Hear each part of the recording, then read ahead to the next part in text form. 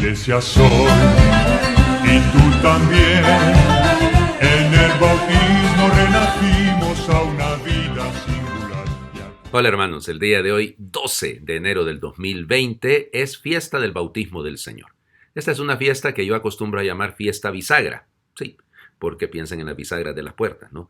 Abren la puerta y cierran la puerta. Bueno, entonces cerramos la puerta al tiempo de la Navidad, porque esta es la última fiesta del tiempo de la Navidad, en la liturgia de las horas, en los tomos de las liturgias de las horas o bien en los misales aparece el tiempo de la Navidad concluyéndose con la fiesta del bautismo del Señor, pero al mismo tiempo se abre la puerta al tiempo ordinario, porque no existe primer domingo del tiempo ordinario, entonces es el primer domingo del tiempo ordinario porque ya mañana lunes de la primera semana del tiempo ordinario.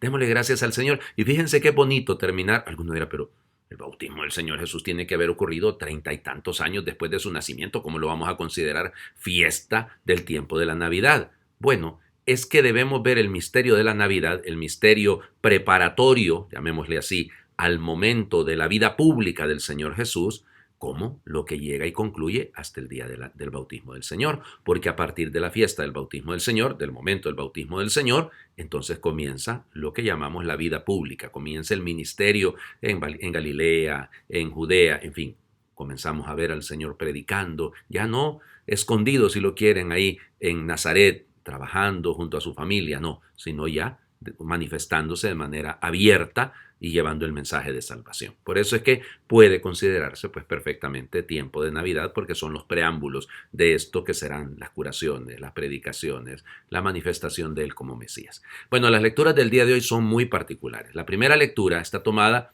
fíjense, para terminar el tiempo de la Navidad, del profeta Isaías, del capítulo 42. Esto dice el Señor: miren a mi siervo a quien sostengo, a mi elegido en quien tengo mis complacencias. En él he puesto mi espíritu para que haga brillar la justicia sobre las naciones. No gritará, no clamará, no hará oír su voz por las calles, no romperá la caña resquebrajada, ni apagará la mecha que aún humea. Promoverá con firmeza la justicia, no titubeará ni se doblegará hasta haber establecido el derecho sobre la tierra, y hasta que las islas escuchen su enseñanza. Yo, el Señor, fiel a mi designio de salvación, te llamé, te tomé de la mano, te he formado y te he constituido alianza de un pueblo, luz de las naciones, para que abras los ojos a los ciegos, saques a los cautivos de la prisión y de la mazmorra a los que habitan en tinieblas. Palabra de Dios. Te alabamos, Señor. El cántico del siervo de Yahvé, recuérdense que en el libro del profeta Isaías hay 4 cánticos, que de hecho los leemos lunes santo, martes santo, miércoles santo, y luego el Viernes Santo, el 4º canto. Este es el primer canto del siervo de Yahvé, mi elegido. Eso es lo que vamos a escuchar precisamente en el Evangelio. Yo te he formado, te he formado para que seas luz de las naciones, para anunciar la salvación, y nos propone ahí para que devuelvas la vista a los ciegos, saques a los cautivos de la prisión, y me encanta este final, y esta traducción me parece muy bonita: saques de las mazmorras a los que viven en las tinieblas. Pero acaba de hablar de los cautivos de la prisión, y la mazmorra es una prisión, así, pero es que hay otro estilo de prisiones, ¿no? Hay prisiones, si lo quieren así, más profundas, existenciales, prisiones que dañan completamente. No es precisamente estar en una cárcel por haber cometido un delito, sino esclavos de un pecado, por ejemplo, esclavos de una relación que nos ahoga, que nos mata, que nos lleva a la muerte y no a la vida eterna. Entonces, creo que todo esto entra aquí, entra como parte de lo que Él viene. Él es el Redentor, Él es el Salvador. Lo he elegido para salvar. O sea, la razón del Señor Jesús es esta. Y fíjense cómo deberíamos de entender también la función de la iglesia como una prolongación. La iglesia es el cuerpo de Cristo. Bueno, lo nuestro debería de ser también estar en el mundo para salvar al mundo, para redimir al mundo, para evangelizar. Eso sería el sentido. El Papa San Pablo VI decía esto, ¿no? La iglesia existe para evangelizar, para llevar la buena nueva, para anunciar la salvación. La segunda lectura está tomada del libro de los Hechos de los Apóstoles, del capítulo 10, de uno de los discursos de Pedro. Fíjense, ¿por qué? Porque Pedro está contando cómo comenzó la cosa, o sea, cómo comenzó el asunto de la evangelización. En aquellos días, Pedro se dirigió a Cornelio y a los que estaban en su casa con estas palabras: ahora caigo en cuenta de que Dios no hace distinción de personas, sino que acepta al que lo teme y practica la justicia, sea de la nación que fuere. Él envió su palabra a los hijos de Israel para anunciarles la paz por medio de Jesucristo, Señor de todos. Ya saben ustedes lo sucedido en toda Judea, que tuvo principio en Galilea, después del bautismo predicado por Juan, cómo Dios ungió con el poder del Espíritu Santo a Jesús de Nazaret y cómo éste pasó haciendo el bien, sanando a todos los oprimidos por el diablo, porque Dios estaba con él. Palabra de Dios. Te alabamos, Señor. Bueno, fíjense, me acuerdo, mi arzobispo decía en alguna ocasión que si hubiese una tumba de Jesús, es decir, si hubiese muerto y se le coloca una lápida, y en el epitafio se hubiera colocado, pasó haciendo el bien. Es una manera muy linda. Evidentemente está resucitado, ¿ok? No es que haya la tumba del Señor Jesús, pero, o los huesos del Señor Jesús en alguna parte, no. Pero fíjense ustedes lo lindo de esto, ¿no? O sea, de una manera, si durante la semana pasada, cuando escuchábamos de la primera carta de Juan, habíamos llegado al pináculo, a la parte más alta de la reflexión juánica, y decía que Dios es amor, y que el amor consiste no en que nosotros hayamos amado a Dios, sino que Él nos amó primero. Eso era lo más alto, ¿no?, de esta meditación. Pedro la resume de una manera lindísima. Pasó haciendo el bien. Qué lindo. Imagínense que se pudiera decir de nosotros eso. Pues si eso debería de ser la lógica, ¿no? Usted y yo bautizados. ¿Qué es un bautizado? Piénsenlo, o sea, vaya, ¿qué es un cristiano, no un bautizado? Bueno, un cristiano es un bautizado que es consciente de su bautismo y es coherente con su bautismo. Si es consciente de su bautismo, de la gracia que ha recibido y es coherente con ello, ¿qué hace? Hace el bien. Lo lógico es que haga el bien. O sea, es decir, ¿qué se va a pasar haciendo un cristiano realmente? ¿El mal? Que se quite el nombre de cristiano. Si se dedica a hacer lo que es contrario a la voluntad de Dios, si se dedica como les diría, a generar la guerra, el conflicto, la división, porque lo que dice este texto del capítulo 10 de los Hechos de los Apóstoles es que vino a anunciarles la paz. Es interesante, ¿no? Es la manera como lo llama Pedro. Vino a anunciarles la paz por medio de Jesucristo. Bueno, entonces, insisto, esa es nuestra vocación. Usted y yo, como diría San Pablo en la carta a los Gálatas, no se cansen de hacer el bien. Eso es lo nuestro, hacer el bien. Alguno dirá, bueno, yo con tal de que no haga el mal, no, o sea, no, tampoco, pues, porque ya les digo, o sea, no es cuestión de evitar hacer lo malo. Está bueno, es un principio legítimo dentro de la ley moral, de la ley natural, claro, no evitar el mal, pero es positivo el asunto. Lo nuestro es pasar haciendo el bien. El Evangelio, recuerden que, lógicamente, bueno, la otra semana no, eso no va a ocurrir. Estamos en el ciclo A, es el ciclo en el que tenemos que leer el Evangelio de Mateo. Solo que como es el ciclo original, antes de la reforma del Concilio Vaticano II, la reforma de San Pablo VI, entonces solo se leía el Evangelio de Mateo. Ahora leemos todos los Evangelios. Pero fíjense el detalle, la otra semana vamos a leer el Evangelio de Juan. Claro, la boda de Caná. Luego les explico esto. Pero hoy, insisto, ciclo A, leemos a Mateo. Capítulo 3 del Evangelio de San Mateo. En aquel tiempo Jesús llegó de Galilea al río Jordán y le pidió a Juan que lo bautizara. Pero Juan se resistía diciendo, yo soy quien debe ser bautizado por ti, y tú vienes a que yo te bautice. Jesús le respondió, haz ahora lo que te digo, porque es necesario que así cumplamos todo lo que Dios quiere. Entonces Juan accedió a bautizarlo. Al salir Jesús del agua, una vez bautizado, se le abrieron los cielos y vio al Espíritu de Dios que descendía sobre él en forma de paloma. Y oyó una voz que decía desde el cielo, este es mi Hijo muy amado, en quien tengo mis complacencias. Palabra del Señor, gloria a ti, Señor Jesús. Un texto precioso. Miren, cada uno de los relatos del bautismo, Lucas, Marcos, Juan, tienen algunos elementos que son muy propios. Se apoyan originalmente en Marcos. El relato de Marcos es el primero, pero Mateo tiene lo suyo.